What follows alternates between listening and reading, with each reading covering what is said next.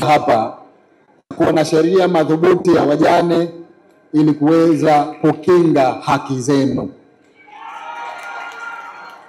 Hili tutalifikisha mwisho, kwa sababu imeshaanza kuandikwa, wadau wameshakutana, serikali imeshashirikishwa, kwa maana mwanasheria mkuu wa serikali. Awamu ijayo tutahakikisha tunaikamilisha sheria ili tuwe tuna sheria kali kwa bana watu wanaotelekeza watoto. Lazima huduma za malezi na matunzo ya watoto zifanywe na wazazi wote.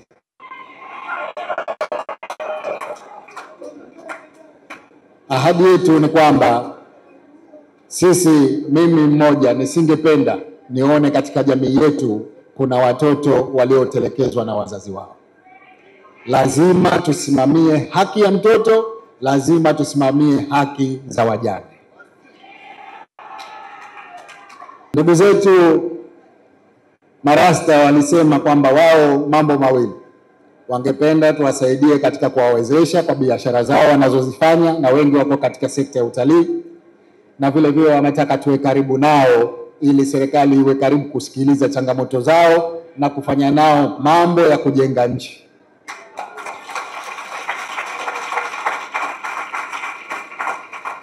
Basi mimi nasema hakuna kundi tutakaloliacha katika uwezeshaji, tutakufikieni.